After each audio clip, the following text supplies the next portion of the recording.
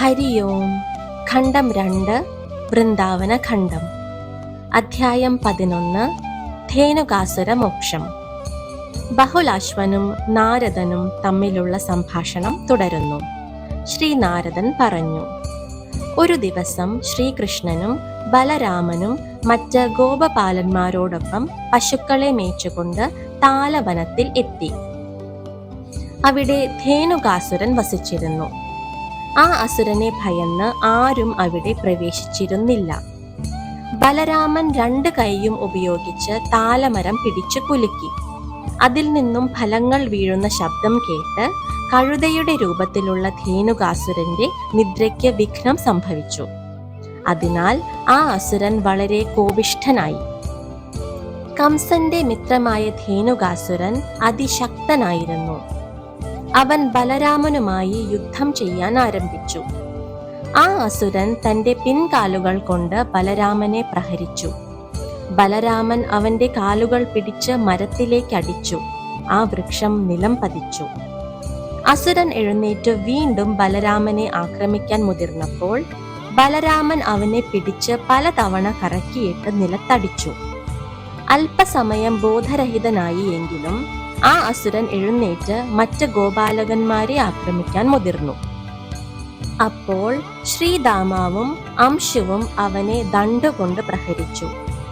സുബാലൻ അവനെ മുഷ്ടി കൊണ്ട് ഇടിക്കുകയും സ്തോകൻ പാശം കൊണ്ട് അടിക്കുകയും അർജുനൻ അവനെ വടി കൊണ്ട് തള്ളുകയും വിശാലനും ഋഷഭനും അവനെ കാലുകൾ കൊണ്ട് അടിച്ചമർത്തുകയും ചെയ്തു. ശേഷം ശ്രീകൃഷ്ണൻ അവനെ ദൂരേക്ക് വലിച്ചെറിഞ്ഞു. വീണ്ടും ആ അസുരൻ ആക്രമണം തുടർന്നപ്പോൾ ബലരാമൻ 2 കൈകൾ കൊണ്ട് പിടിച്ച് അവനെ നിലത്തടിച്ചു. തുടർന്ന് ബലരാമൻ അവനെ മുഷ്ടി കൊണ്ട് പ്രഹരിച്ചു. അങ്ങനെ ആ അസുരൻ ബലരാമന്റെ കൈകളാൽ മരിച്ചു.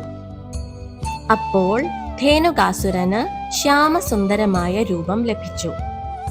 ദിവ്യരൂപധാരിയായ ആ അസുരൻ ബലരാമനോടൊപ്പം ശ്രീകൃഷ്ണ ഭഗവാനെയും പ്രദക്ഷിണം ചെയ്തു.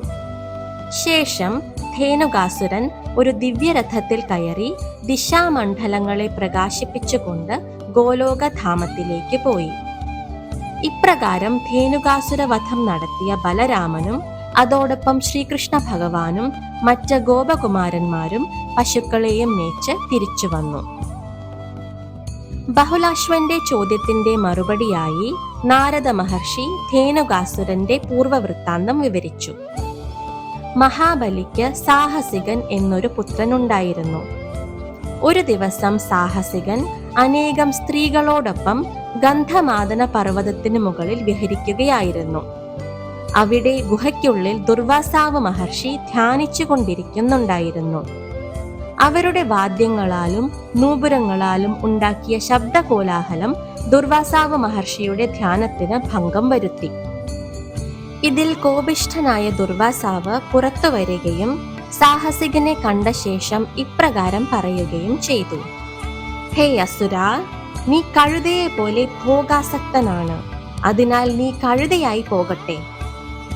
ഇപ്രകാരം ശപിച്ച ശേഷം മഹർഷി തുടർന്നു: 4 ലക്ഷം വർഷം പിന്നിടുമ്പോൾ മധുരാമണ്ഡലത്തിലെ പവിത്രഭൂമിയിൽ വെച്ച് ബലരാമന്റെ കരങ്ങളാൽ നിനക്ക് മുക്തി ലഭിക്കും. ഈ ശാപത്തിന്റെ ഫലമായിട്ടാണ് സാഹസികൻ കഴുതയായി മാറിയതും ബലരാമന്റെ കൈകളാൽ മുക്തി ലഭിക്കാൻ ഇടയായതും. പ്രഹ്ലാദന്റെ വംശത്തിലെ ആരെയും താൻ വധിക്കുകയില്ലെന്ന് പണ്ട് നരസിംഹമൂർത്തി പ്രഹ്ലാദന് വരം നൽകിയിരുന്നു. അതിനാലാണ് ഭഗവാൻ ശ്രീകൃഷ്ണൻ ധേനുകാസുരന്റെ വധം ബലരാമനെ കൊണ്ട് ചെയ്യിപ്പിച്ചത്.